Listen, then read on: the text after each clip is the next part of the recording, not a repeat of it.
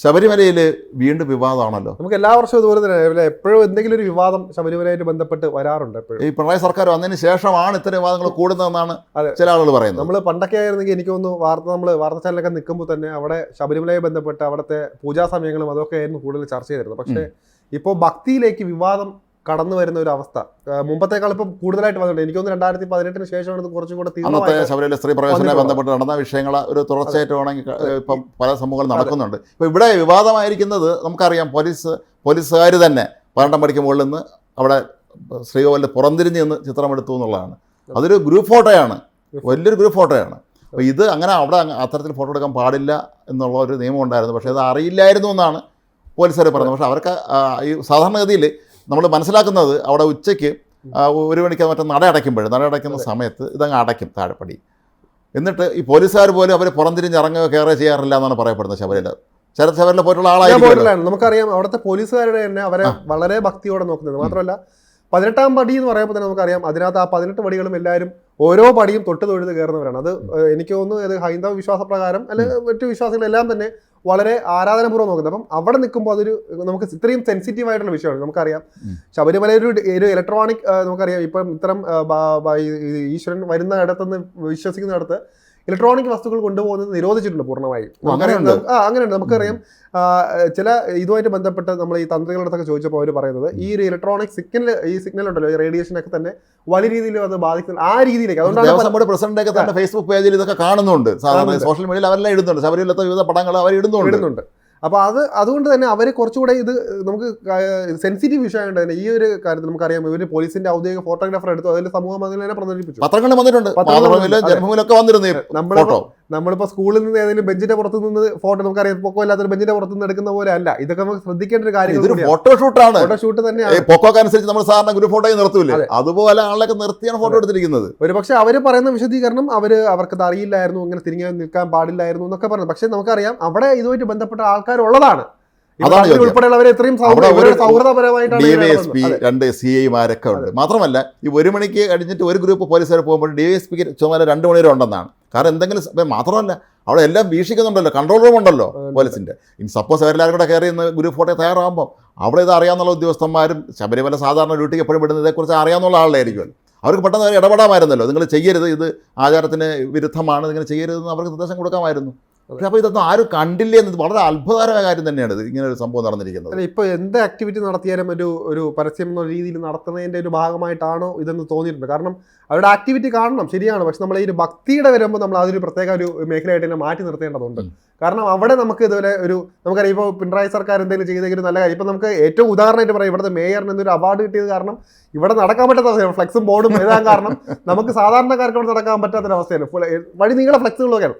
അതേപോലെ തന്നെ ഇവർ സേവനം അനുഷ്ഠിക്കുന്നത് നമുക്കറിയാം. കേരള പോലീസിന്റെ സേവനം എത്രത്തോളം വലുതാണെന്ന് ഓരോ ഭക്തനും അറിയാം. അവിടെ പോകുന്ന ആൾക്കാർ അവർ അത്രയും നല്ല രീതിയിൽ കൈകാര്യം ചെയ്യുന്നത്.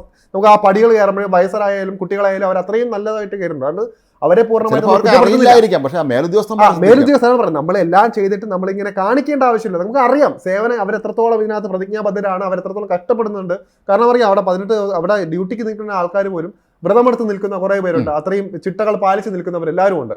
അപ്പോൾ അതുകൊണ്ട് തന്നെ അത് നമുക്കൊരു ഈ രീതിയിൽ ഒരു പ്രകസനത്തിന്റെ രീതിയിലേക്ക് പോകണ്ട എന്നൊരു ഇതുണ്ട്. നമ്മൾ ഇത്രയും കാര്യങ്ങൾ പോകുമ്പോൾ കുറച്ചുകൂടെ ശ്രദ്ധിക്കണം. ജാഗ്രത കുറവുണ്ട്, അത് ഉണ്ടെങ്കിൽ അത് ശ്രദ്ധിച്ചിട്ട് വേണം അത് കൈകാര്യം ചെയ്യാൻ. നമുക്കത് നേരത്തെ പറയുമ്പോൾ തന്നെ നമ്മൾ ഇതിനകത്ത് പോലീസിന്റെ മാത്രം അല്ലെങ്കിൽ ഒരു മന്ത്രിസഭയുടെ മാത്രം തീരുമാനമല്ല. ഇവിടെയും നമ്മൾ ഈ ഇതുമായിട്ട് വിശ്വാസികളെയും കൂട്ടണം. അതുപോലെ തന്നെ ഇതുമായിട്ട് ബന്ധപ്പെട്ട തന്ത്രികളെ അവരുടെയൊക്കെ ഒരു ചോദിച്ചിട്ട് അവരുടെ അടുത്തൊക്കെ ചോദിച്ചിട്ടാണ് ഇങ്ങനത്തെ കാര്യങ്ങളൊക്കെ കുറച്ചുകൂടി സെൻസിറ്റീവ് ഇഷ്യൂ ആണത്.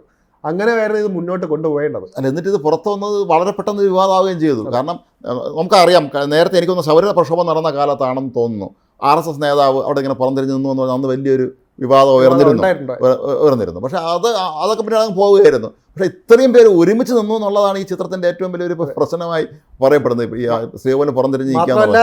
വേറൊരു കാര്യം കൂടെ ഇതിനകത്ത് വേറൊരു ആക്ഷേപഹാസ്യം എന്ന് പറയുമ്പോൾ നമ്മൾ ഇപ്പോൾ ശബരിമല പോകുന്ന എല്ലാവർക്കും ഫോട്ടോ എടുക്കാൻ ആഗ്രഹം ഉണ്ടാവും. ഇപ്പോൾ ഈ 18ാം പടിക്ക് ഒരു അരികിൽ പോലും നിന്ന് ഫോട്ടോ എടുക്കാൻ ഇതേ പോലീസുകാരനെ സമ്മതിക്കാറില്ല.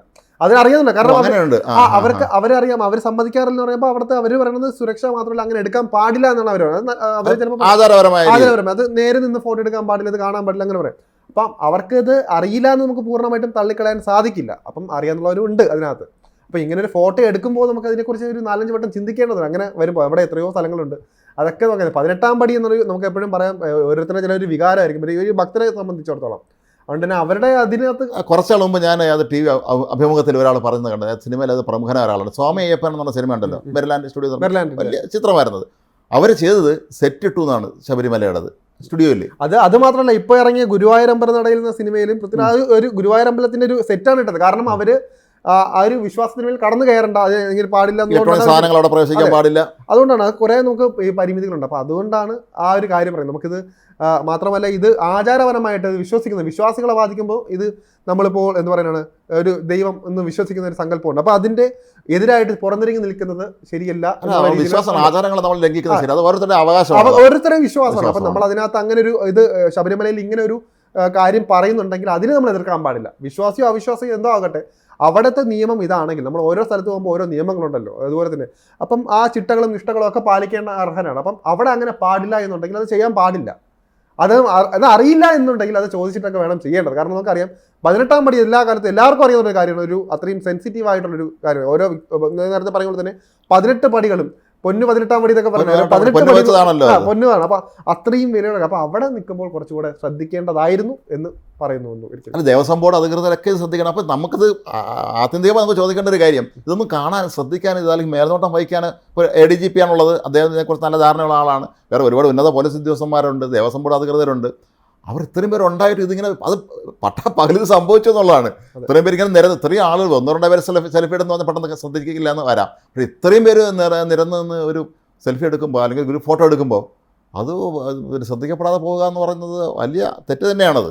അതൊരിക്കലും അത് നമുക്ക് ക്ഷമിക്കാൻ പറ്റുന്നതല്ല. കാരണം ഇത് വലിയൊരു വിഭാഗത്തെ അത് ബാധിക്കും എന്നുള്ളതാണ്. ഇപ്പോൾ നിങ്ങൾ ആറ്റുകാൽ ക്ഷേത്രത്തിൻ്റെ തന്നെ ഭാരവാഹികൾ പെടുന്നവരാണല്ലോ കുടുംബമൊക്കെ. അപ്പോൾ അവിടെ ഇത്തരത്തിലുള്ള ഇതുണ്ടോ? അവിടെയും ഇതുപോലെ തന്നെ നമുക്ക് ഇപ്പൊ ശ്രീകോവിലിനകത്ത് പോലും ഈ ഒരു മൊബൈൽ, അവിടെ നിന്നല്ല എനിക്ക് തോന്നുന്നു, ഈ ഒരു വിശ്വാസ പ്രകാരമുള്ള എല്ലായിടത്തും മൊബൈൽ ഫോൺ നിരോധിച്ചിരിക്കുന്നത്. മൊബൈൽ ഫോൺ ഇപ്പോൾ ഇലക്ട്രിക് വായ്പ, നമുക്കറിയാം വാച്ചുകൾ പോലും ഇപ്പോൾ ഇലക്ട്രോണിക്, ഗുരുവായൂരായാലും അങ്ങനെയുള്ള പല ഇത് ആരാധനാലയങ്ങളിലും അവിടെ വാച്ച് പോലുള്ള ഇലക്ട്രിക് വസ്തുക്കളെല്ലാം തന്നെ പൂർണ്ണമായിട്ടും നിരോധി. അത് അവർ ആചാരപരമായിട്ടുള്ള കാര്യമാണ്. അവര് ഇപ്പം അവിടുത്തെ ഇപ്പം നമ്മൾ പറയുന്നില്ല, അവിടുത്തെ ശാന്തിമാര് തന്നെ പറയുന്നുണ്ട്, അങ്ങനെ കൊണ്ടുവന്നാൽ അത് വലിയ രീതിയിൽ അത് മന്ത്രത്തെ എല്ലാം ബാധിക്കുന്നുണ്ടെന്ന് പറയുന്നത്.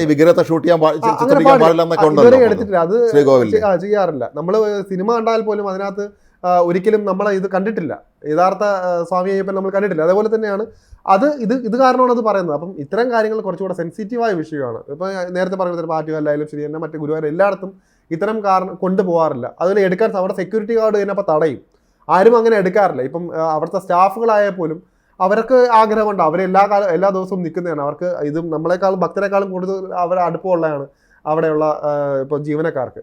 അവർ പോലും അങ്ങനെ ചെയ്യാറില്ല പലപ്പോഴും. ഇപ്പം നമുക്കാണെങ്കിൽ ഓഫീസിൽ നിന്നൊക്കെ എവിടെ വേണമെങ്കിലും നിന്ന് ഫോട്ടോ എടുക്കാം, അതുപോലെ അല്ലല്ലോ. അപ്പോൾ അവർക്കും അറിയാം ഈ കാര്യം. അപ്പം നമ്മൾ ചെയ്യേണ്ട ഒരു കാര്യം, ഇങ്ങനെ ഒരു സാധനം ചെയ്യുമ്പോൾ നമ്മൾ നേരത്തെ പറയുമ്പോൾ നമ്മുടെ മാധ്യമങ്ങൾ പോലെ നമ്മൾ ചാനൽ ജോലിക്കുന്ന സമയത്ത് തന്നെ ശബരിമല കരവിളക്കൊക്കെ ചിത്രീകരിക്കുന്ന സമയത്തൊക്കെ തന്നെ വളരെ ശ്രദ്ധിച്ചാണ് ക്യാമറ വയ്ക്കാറുള്ളത്. അത് നമ്മൾ അവർ പറഞ്ഞ നിയന്ത്രണങ്ങൾക്ക് അപ്പുറം ആരും ഒരിക്കലും പോകാറില്ല. പിന്നെ പലപ്പോഴും ഈ ശബരിമല സ്റ്റോറികൾ പല ചാനലൊക്കെ ചെയ്യാറുള്ളത് സൈഡ് സ്റ്റോറീസ് ആയിരിക്കും, അവിടുത്തെ മറ്റെന്തെങ്കിലുമൊക്കെ സംഭവങ്ങളെ കുറിച്ചൊക്കെ ആയിരിക്കും. അതല്ലാതെ ചിത്രീകരിക്കാൻ പാടില്ല എന്ന് പറയുന്ന ഭാഗങ്ങൾ ഒരിക്കലും ചിത്രീകരിക്കാൻ ആരും പോകാറില്ല. അതെ, അതാണ് ഏറ്റവും നമ്മൾ സംസാരിക്കേണ്ടത്. അതായത് നമ്മൾ ഇത്തരം കാര്യങ്ങൾ കാണാൻ ആൾക്കാർക്ക് ആഗ്രഹം, പക്ഷേ ഈ ഒരു കാര്യം അവർ അതിന് വിട്ട് പോയിട്ടില്ല. കാരണം നമുക്ക് ബ്രേക്കിംഗ് ന്യൂസിന് വേണ്ടി അലയുന്നവർ പോലും ഇത്തരം കാര്യങ്ങൾക്ക് തലയിടാറില്ല. അവിടെ കൃത്യമായിട്ട് അവരൊരു അതിര് വരച്ചിട്ടുണ്ട്, അതിനപ്പുറം പോവാറില്ല. അപ്പം അത് ലംഘിക്കുമ്പോൾ ചോദ്യം വരിക സ്വാഭാവികമാണ്. അതും നമ്മുടെ അന്യസംസ്ഥാന തൊഴിലാളികളാണ് ഇത് പ്രധാനമായിട്ട്, അവർക്കിത് വൈകാരികമായിട്ടാണ് ഇവരെടുത്തിരിക്കുന്നത്. നമ്മൾ മലയാളികൾ പ്രബുദ്ധരാണെന്ന് പറയുന്നത് എനിക്ക് അത്രത്തോളം വൈകാരികമാകുമെന്നറിയില്ല. പക്ഷേ ഇത് അന്യ സംസ്ഥാനത്തുള്ളവരൊക്കെ വലിയ രീതിയിൽ അവർക്ക് ചിലപ്പോൾ അവർ ഫോട്ടോ എടുക്കാൻ ആഗ്രഹിച്ചിരുന്നിരിക്കാം, അപ്പം നടക്കില്ലല്ലോ അവിടെ വരുമ്പോൾ. സ്വാഭാവികമായിട്ട് ഇത് കാണുമ്പോൾ എല്ലാവരും ഞെട്ടു. അല്ല, അവർ കൃത്യമായിട്ട് ഈ ആചാരങ്ങളൊക്കെ പാലിക്കുന്നവരാണ്, അവരെ അതിന് കടന്നു സർക്കാരും അതിനോട് നിൽക്കുന്നവരാണ്. അവർക്കിപ്പം സർക്കാരിന് ചിലപ്പോൾ ഇത്തരം കാര്യങ്ങളിൽ വിശ്വാസം ഇല്ലെങ്കിൽ പോലും അവർ ഇപ്പം ഇത്തരം വിശ്വാസികളുടെ കൂടെ നിൽക്കുന്നവരാണ്.